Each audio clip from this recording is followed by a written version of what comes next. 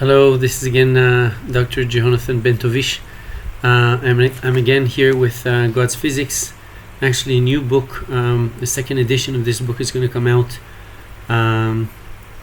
by Page Turner, and it's an expanded book. But in any event, the theory, God's Physics, which I'm lecturing about, opening multiple international conferences in physics, over 80 peer-reviewed scientific articles have been published, 3 special issues. Now came the third special issue, very exciting, with about 20 breakthrough articles, scientific articles, completely changing the way that altering our basic understanding in physics and in science more generally.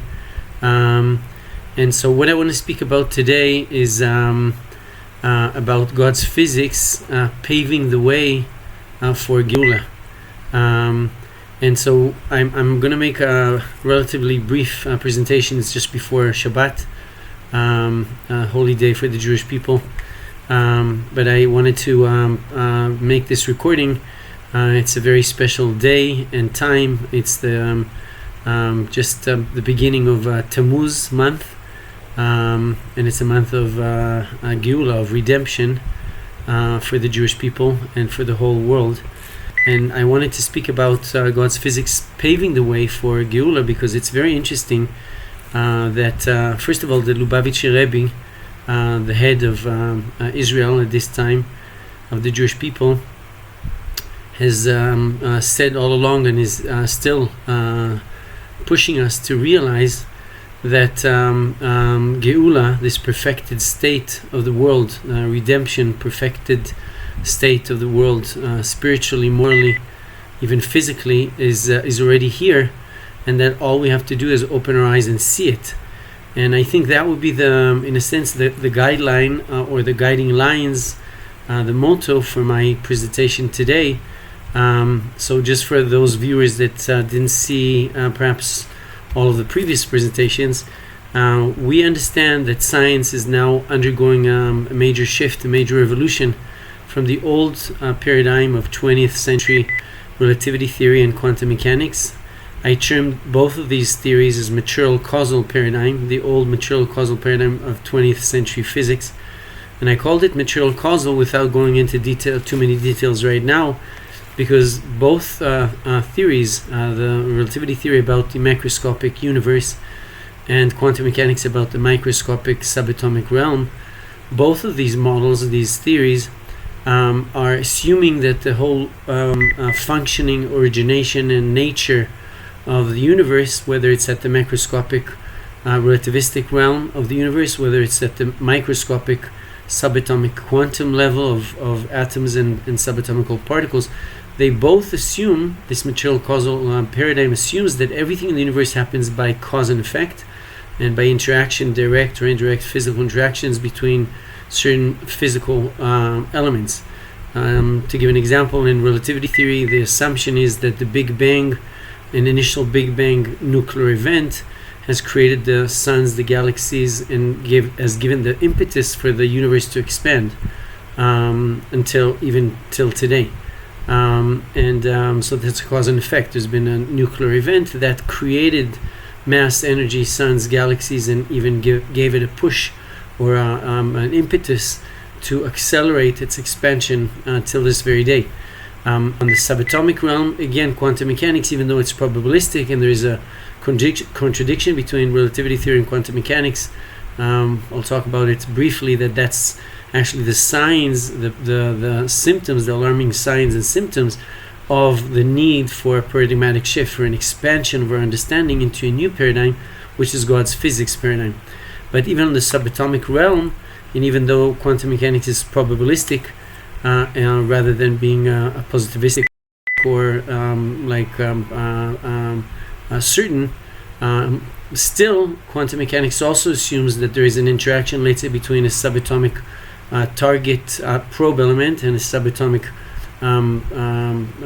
target element, which is assumed to be dispersed along a probability wave function, and that interaction causes the collapse, so to speak, or the assumed collapse of the probability wave function of the target element, into a single complementary space-time mass energy value.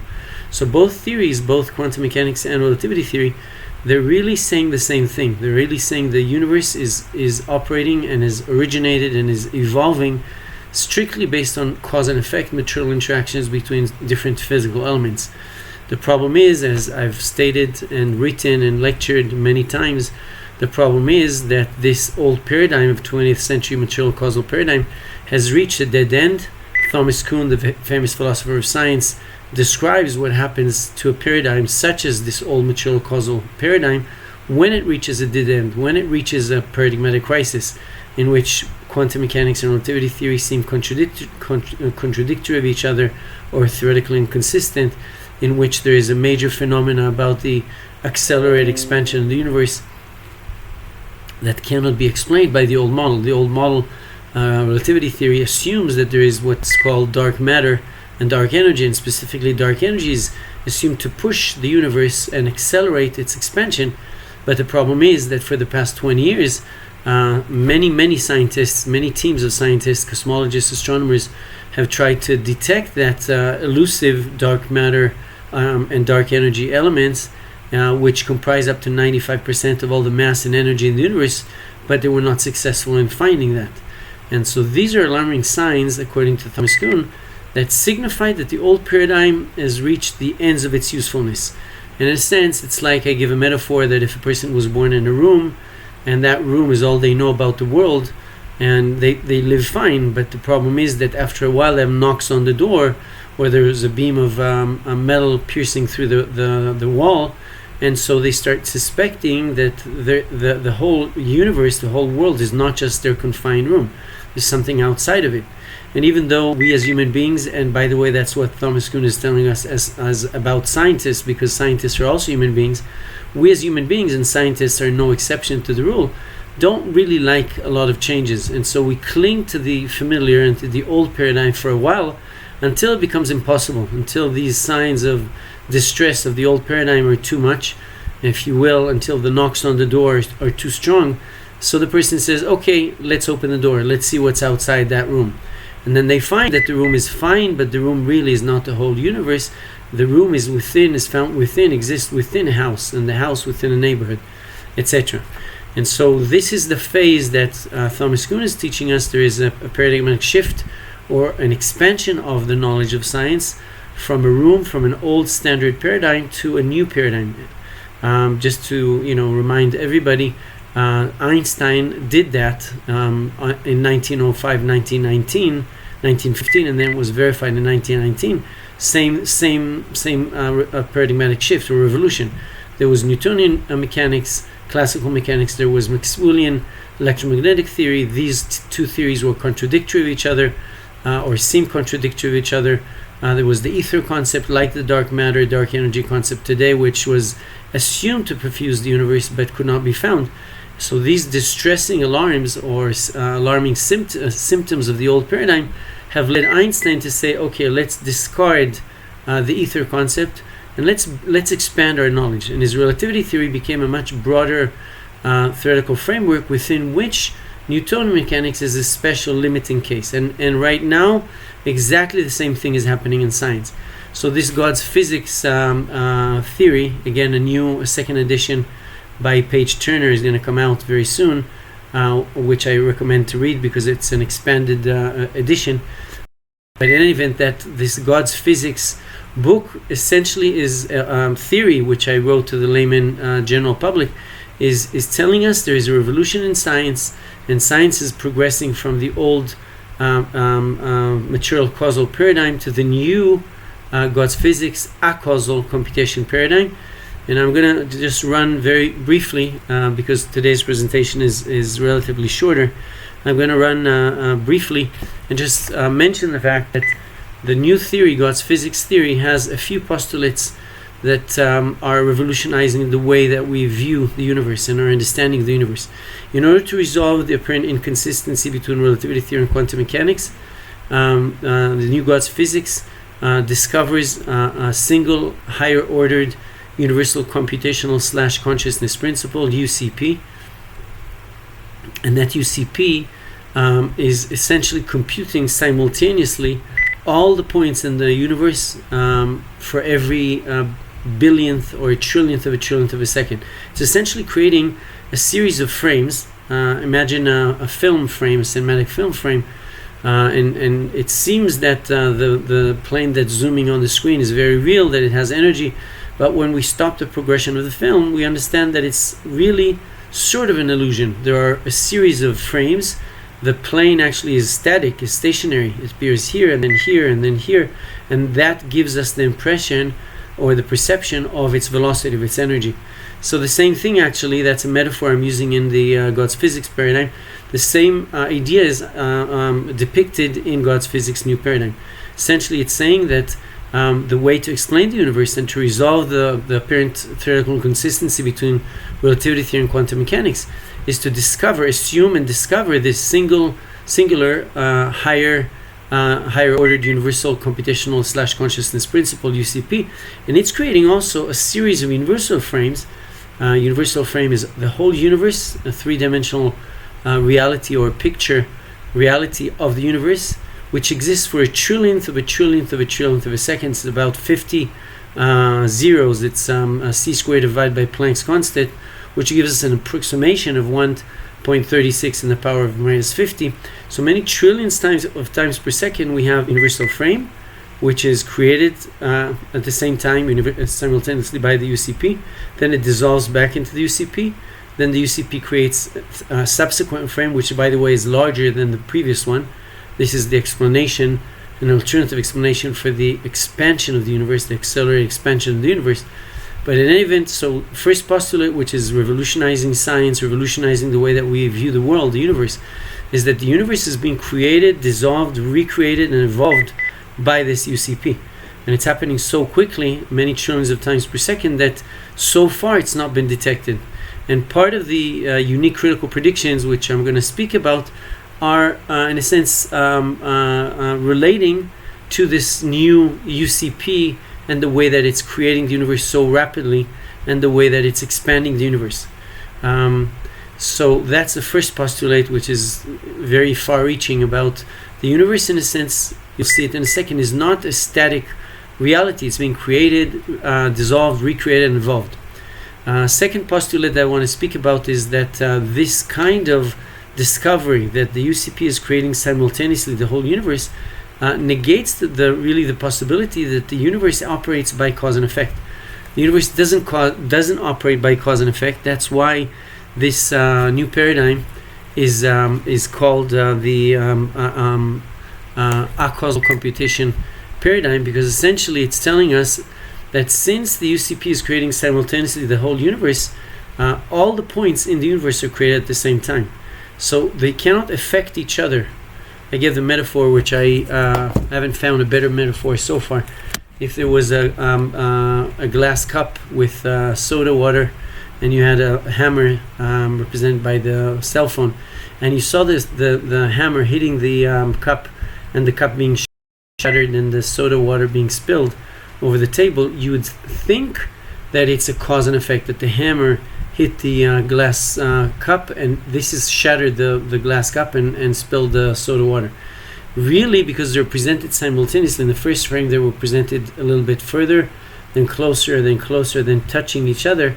Even when they're touching each other or touching upon each other, it's still at the same time. They're being presented simultaneously, and because they're being presented simultaneously, as in all the frames, there cannot be cause and effect between them. Rather, the producer has arranged a series of frames that gives us the impression that there is cause and effect. And so this new paradigm is telling us material causality doesn't exist in the way that we think it is. We can say that the producer of the film, in this case the UCP, is arranging the frames in a certain way which gives us the impression of certain laws of physics operating. But the laws of physics in and of themselves do not exist. They are created, sustained, dissolved, evolved by this UCP. And so now we're starting to question and negate actually some of the basic assumptions, material causal assumptions of the old paradigm. So far we thought that the universe was created by a Big Bang nuclear event, but that could not happen really as a cause and effect cascade of events, because even the first frame nuclear event and the suns and the galaxies, they appear at the same time. So there cannot be any cause and effect. And actually, the universe is being created, dissolved, recreated, and evolved so many trillions of times by the UCP. So we start realizing that what's really creating the universe and evolving it and sustaining it is not any initial Big Bang event, is not material interactions between massive objects like in relativity theory that curve space and time, or the interaction between a subatomic probed element and a subatomic target element. That's not what's running the universe, because each of these events or elements, they are appearing and being presented simultaneously at each frame, and between each frame and the subsequent frame, the whole universe dissolves back into the UCP.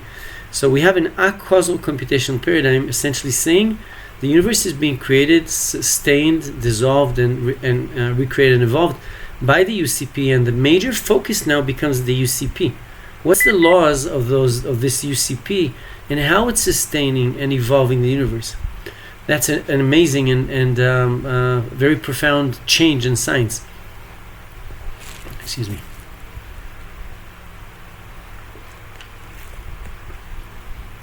But essentially, so the first two postulates was the UCP that's creating, evolving, and sustaining and evolving the universe. Second one is that there's no causality, not a causal material interaction, no material causal interaction. There is an acausal computation of the UCP that's creating, sustaining, and evolving the universe. Two more profound postulates, and then I'll get to the Geulah and how this God's physics is gearing science and humanity, paving the way for Geulah, which is an amazing discovery. But the two other postulates, which I'm going to talk about them as one, it's called the computational invariance principle and the universal consciousness reality. Essentially, they're saying, similar to what we were speaking about, they're saying that if you have only one reality, that's the UCP, that exists both in between the frames, because the whole universe is dissolving into the UCP, there's no universe between the frames.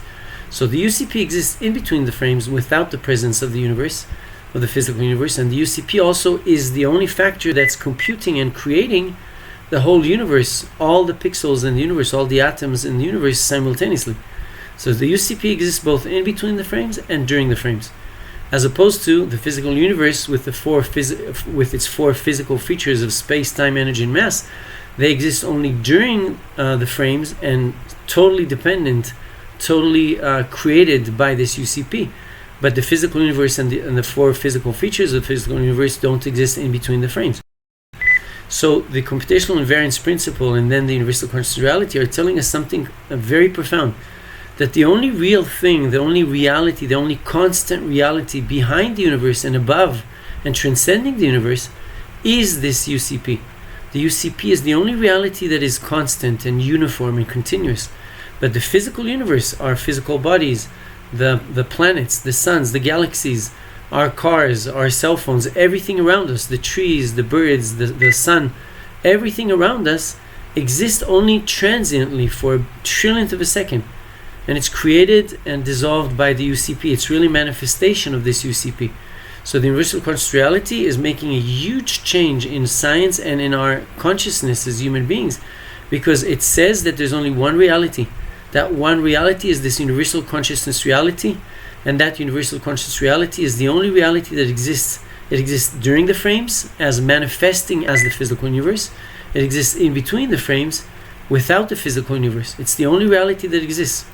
And so we start realizing that everything around us and our bodies and our minds, everything that we can conceive of is only manifestation of the singular higher order universal conscious reality. That's a profound change. Now we're well on our way to understanding what's this God's physics Geulah concept, and how, in a sense, the new science, the new paradigm of the 21st century. I'm going to speak for maybe just a few brief moments about the fact that this new scientific paradigm of God's physics, or it's been called previously the computational unified field theory, has been accepted and is being accepted as the new scientific paradigm for 21st century physics. and science. And then we'll talk about Geulah and how this new God's physics paradigm for 21st century physics and science more generally is really paving the way for science and for humanity to realize that we're at the beginning of Geulah. That's an amazing statement. So first of all, let's just understand that essentially the way we spoke about it, but the way that science eventually has to adopt a new paradigm. We had the old paradigm of 20th century material causal paradigm, which is relativity theory for the macroscopic universe and quantum mechanics for the microscopic universe. That old paradigm was in a state of a crisis, a paradigmatic crisis, is still in a state of a paradigmatic crisis. This inevitably leads to the discovery of a new paradigm, new scientific paradigm. In our case, it's God's physics or the computational and fate field theory. And that new paradigm, scientific paradigm, in order for it to be accepted as more valid and as including relativity theory and quantum mechanics as special cases, it has to qualify, it has to satisfy a few conditions. First of all, it has to be able to resolve the apparent inconsistency between relativity theory and quantum mechanics, which has been shown. That's the case, that the new God's physics paradigm was shown capable of resolving this apparent inconsistency. That's A. B, it has to be able to explain in a satisfactory manner and offer an alternative explanation for the major phenomena that the old paradigm was not able to explain. That was the accelerated expansion of the universe, and in a sense the problematic status of dark matter, dark energy, which are assumed to comprise 95% of all the mass and energy in the universe by the old paradigm, but cannot be found. So B, yes, the God's physics new paradigm was able to show that it has an alternative satisfactory explanation for the accelerated expansion of the universe. Maybe in a second it will become clear. And it's discarded dark matter, dark energy, so it's offered an alternative satisfactory explanation for the expansion, the accelerated expansion of the universe. And C has to do with, that's the major thing, that like Einstein, when he wanted to prove that his relativity theory, general relativity theory, is more valid than the old Newtonian mechanics, he had to find a case, a limiting case or a specific condition for which the predictions of his relativity theory, general relativity theory, were starkly different or significantly different than the predictions of Newtonian mechanics. And that was about the double value, or the more curved, the doubly curved pathway or perihelion pathway of Mercury around the Sun. Because the Sun curves space and time, that's in relativity theory. Now we have a different explanation, but anyway, because it was assumed that massive objects as the Sun curve space-time, like a trampoline that would be curved by a mercury ball that's placed at the center of it. So because of the curvature, the assumed curvature of space-time by the Sun, Mercury, which is traveling around the Sun, the closest planet to the Sun, its pathway would be curved twice as more curved. And when Einstein was able to predict that, and then Eddington, the famous British astronomer, tested that and found that in fact Mercury's pathway around the Sun was double valued 1.6 as opposed to 0.8, which Newton predicted. So when Einstein's prediction of 1.6 about an arc was verified, validated empirically by Eddington during the 1919 solar eclipse, overnight pretty much, relativity theory, general relativity theory, became the new paradigm for 20th century. And as I said, it included Newtonian mechanics as a special case, like a room within a house. So now the third condition of God's physics, and it's very exciting. We live in an exciting time because the recent third special issue that came out has 20 articles plus. One of them is empirical validation of the new God's physics paradigm. And we found at least two instances, I'm not going to speak lengthily about them, just mention them, two critical predictions of the new God's physics paradigm. One about the non-continuous accelerated expansion of the universe, that the universe is increasing the rate of its expansion, and specifically about the Jewish Rosh Hashanah, which is a collective human consciousness focused time, during which that time there will be that increase in the rate of the universe's expansion. any collective human consciousness focus would lead to that increase, that jump in the universe's rate of expansion by this universal consciousness principle or computational principle. So one validated phenomena or critical prediction, which has already been validated, is the fact that the universe's rate of expansion is increasing over time. That has to do with what's called the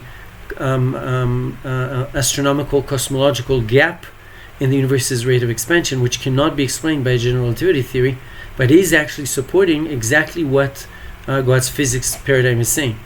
And people can revert to my articles, to the book, to previous presentations. So that's one critical prediction that has been validated already by God's physics paradigm, new paradigm. Second one has to do with the proton radius puzzle, something about the UCP computing the mass of any particle as a number of consistent presentations of that particle, and that leads to the associated findings of the proton radius puzzle. That's a verification, another verification or validation of God's physics critical prediction. So we're standing at a historic time in which essentially we already have two validations of God's physics new paradigm as more valid than the predictions of the old material causal paradigm of relativity theory and quantum mechanics. And so we're at a historic point. Just as Eddington verified Einstein's new paradigm for 20th century physics through Mercury's double-valued pathway around the sun, the same manner, precisely equivalent, now we've already proven that God's physics new paradigm is more valid than the old material causal paradigm of both relativity theory and quantum mechanics. A few highlights just to explain how exciting this new God's physics paradigm is, and again, not going into details, just pinpointing or highlighting, outlining some of these major discoveries. It's the first time in physics, at the heart of God's physics new paradigm. It appears here at the bottom of the book. The previous book was published by iUniverse.com. The new book, expanded book, will be published by, or is being published by Page Turner. In any event, here at the bottom, there is what I call a universal computational formula. And that formula is the first time in physics that the four basic physical features of space, time, energy, and mass are united within one formula, or are united just generally. Einstein was able to unite space and time, energy and mass, the curvature of space-time by massive objects, but even though Einstein is considered one of the two greatest geniuses, scientists the world has ever known, him and Isaac Newton, and his general relativity theory is considered the greatest intellectual achievement by one single human being. But still, science has to grow, and general relativity theory and quantum mechanics are inconsistent, so it has to be expanded. So Einstein was able to unify between pairs of these physical features, but not all four physical features united. This new universal computational formula actually unites in one single formula for the first time the four basic physical features as secondary byproducts of this UCP that's computing for every spatial pixel in the universe the four basic physical features. So it's a major accomplishment for science and for humanity that we're able to unify all the basic physical features, space-time, energy, and mass, in one framework. And by the way, the other major accomplishment has to do with the fact that it's unifying for the first time the four forces of nature, basic forces of nature.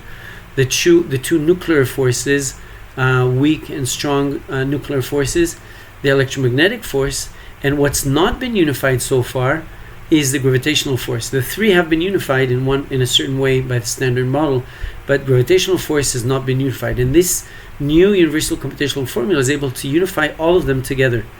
So these are major accomplishments of this new theory.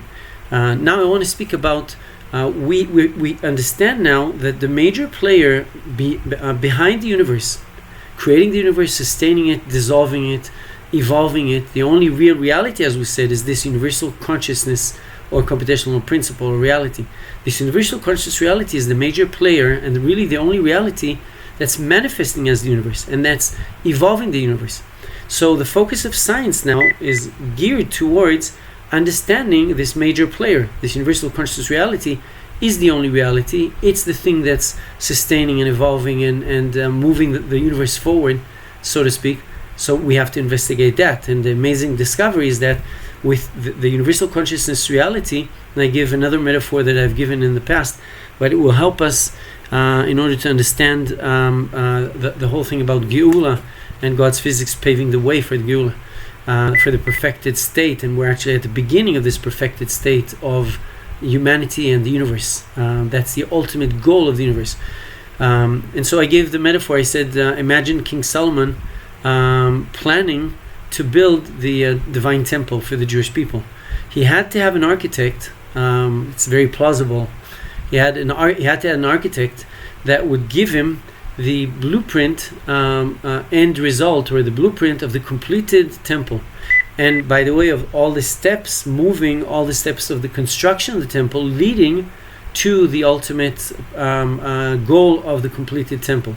And the claim is the same thing. It's called the reverse time Geulah goal hypothesis or postulate, that the universal consciousness has pre-planned the whole universe from the end result. The end result is the perfected Geulah state of the universe and of humanity, which I'll talk about in a second. But the universal consciousness planned the whole progression of the whole origination, evolution, and culmination of the universe in towards that perfected Geulah state of humanity and of the universe.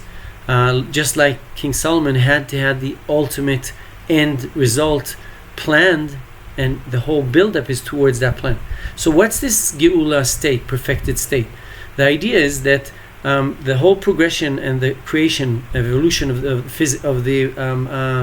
physical universe from inanimate matter through animate plants, animals, human beings, and then towards that ultimate perfected state, which is spiritual, moral, and even physical perfected state of humanity. Essentially, the Geulah state, Geulah is a Jewish term, or a term taken from Jewish wisdom and Hasidic thought, essentially telling us a state of redemption, a state of perfection. And in scientific terms, what that term Geulah, perfected state, morally, spiritually, and physically, implies is that this is a state in which humanity, this is what's happening in science right now, science and humanity are recognizing that there's only one reality. That's the universal conscious reality. Also because that universal conscious reality is typified, assumed to have, and assumed to possess and be characterized by certain, there's about 10 hierarchical computational dimensions signifying various characteristics of this universal conscious reality, which I said is the major player now in science. And some of these characteristics of the universal conscious reality are that it is all goodness. It's creating and sustaining life.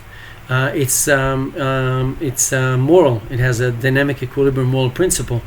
It's steering humanity to realize that we're all part of the same universal conscious reality, in the same way that the right hand of a person would not inflict pain on the left hand if the person is mentally balanced. Same way, the moral principle is gearing humanity to understanding that we cannot inflict pain on each other. We actually have to view each other as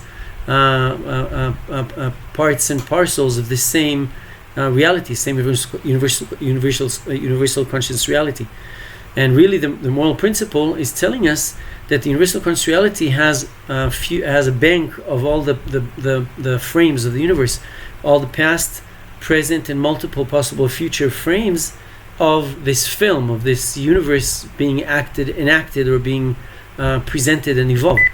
And that means that when a person makes an immoral choice towards another person, God forbid, that person would have to experience the same discomfort, or God forbid, suffering that he's inflicted on somebody else, not as a punishment, but as a way of showing each one of us, that we are part of the same reality, that we cannot treat each other with violence or aggression, etc. We have to help each other, actually. So that's the first time again in physics that one of these 10 hierarchical computational dimensions or characterizations of the universal conscious reality is that it is moral. And it's pushing the universe towards the perfected Geulah state, in which humanity would recognize the oneness of creation, that there's only one singular reality of the universal conscious reality, would recognize the all goodness nature of this universal conscious reality, and consequently the moral aspect, and would live, humanity will start realizing that we're all inseparable from this universal conscious reality, and in a sense we're all tied. We're not separate from each other. And whenever one individual human being inflicts pain on another human being, the universal conscious reality would create a moral balance or balance it by teaching the person that has inflicted pain that that's not the way to go, and that's really raising our awareness to reach the Geulah perfected state. And so it's a very exciting time because again, the topic of today's talk is that the God's physics new paradigm is paving the way for humanity, for science and for humanity, to reach the perfected state of Geulah. And so this is the time a little bit to talk about this, and it's very similar to what the Lubavitcher Rebbe is telling us, the Jewish people and the whole world. The Lubavitcher Rebbe has been speaking a lot about the 7 Noach commandments. These are 7 commandments, part of what's been given in the Torah and the Holy Torah, but these are 7 commandments for non-Jews about not stealing and not killing and not eating live animals, etc. So these 7 Noach commandments, these are in a sense a manifestation of this moral principle that we have to have a civilized and a divine attitude in our life, and that's relating to God's physics new discovery about the Geulah perfected state. The exciting part is, and I'm relating to what the Lubavitcher Rebbe is teaching all of us, when he's saying that we have to open our eyes and see the reality, see the real reality, which is in religious terms God, in scientific terms that's universal constitutionality. What is he telling us?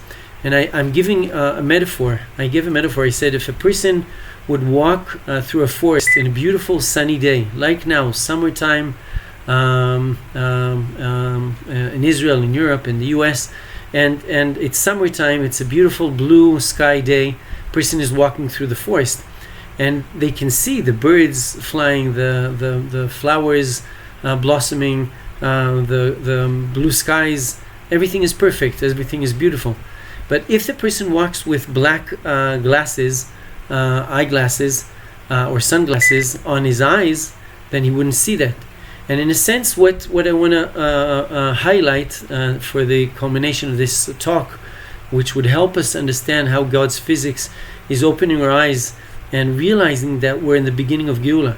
So there is about 3 assumptions that we have, which are part of this black sunglasses, that don't allow us to see the reality, to start opening our eyes and seeing that we're in Geulah, that science has led humanity to a state of Geulah, and that we have to educate ourselves, we have to recondition our minds, and then adapt and adjust to this new Geulah perfected reality, and act accordingly, and the world will change, obviously, is changing and will change accordingly.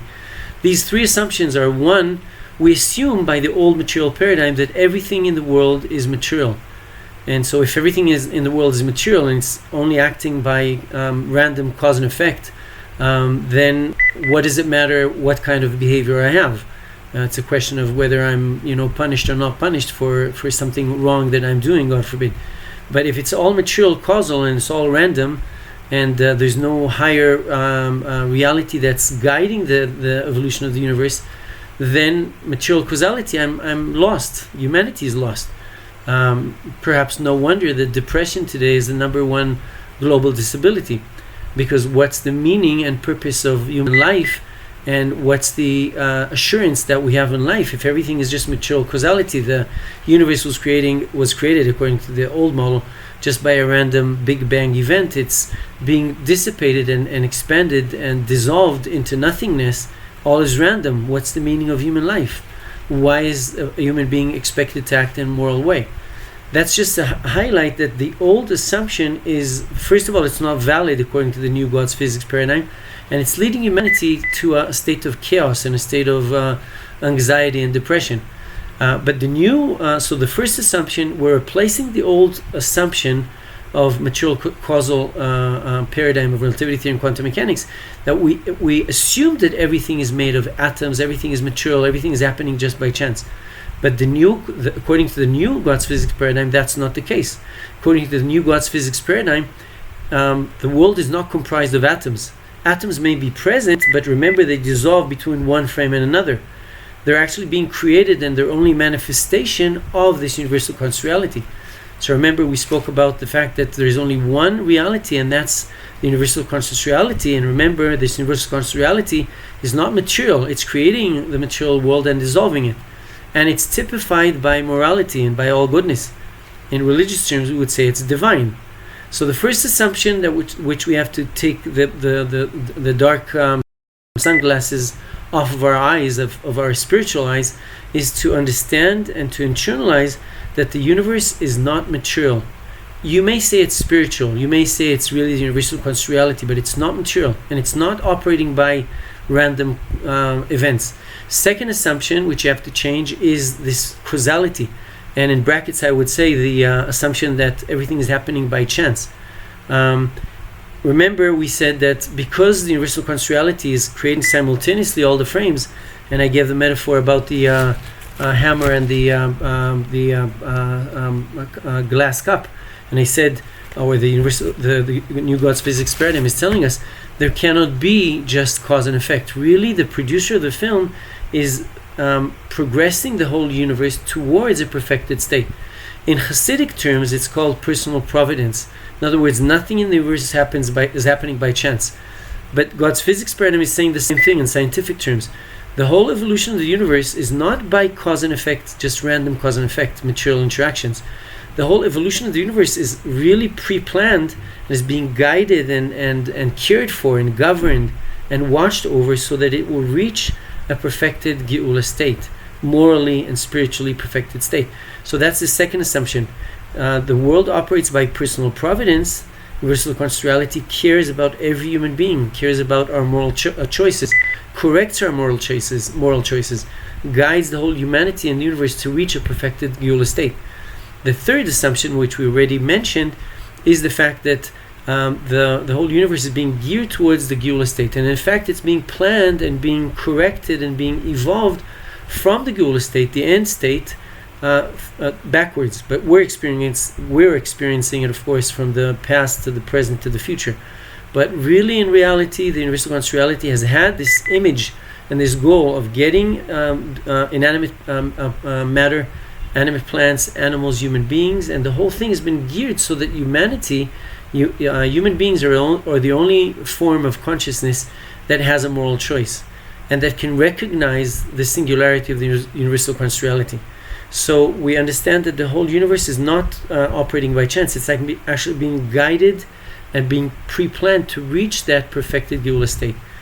When we change these three assumptions, it's like a person walking in this beautiful day, sunny day, blue skies, and taking the dark glasses from his eyes and being able to see the reality, see that the whole world is really a perfected Geulah state, is in a perfected Geulah state. Because really the difference between, this is what the Lubavitcher Rebbe is teaching us, he compares the word in Hebrew between galut, or Geulah, and Geulah.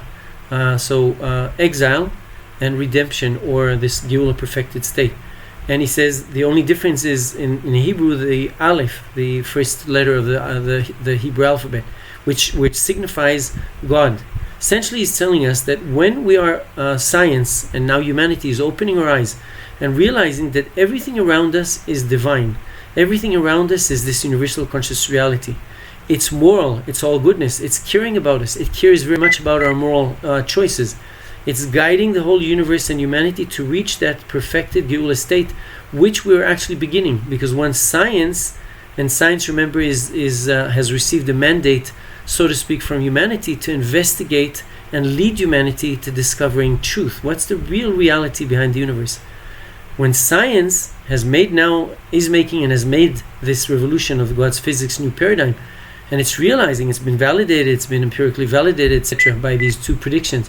When it realizes that there's only one reality, and that one reality is this universal conscious reality, when it realizes that, humanity is in a perfected Geulah state, and it's a very exciting time, and it's connecting, of course, to Chodesh Tammuz, the month of Tammuz, which is a month of Geulah, of redemption. And again, I'm closing this lecture with what the Lubavitcher Rebbe is encouraging us to open our eyes and see that Geulah is here. Thank you very much.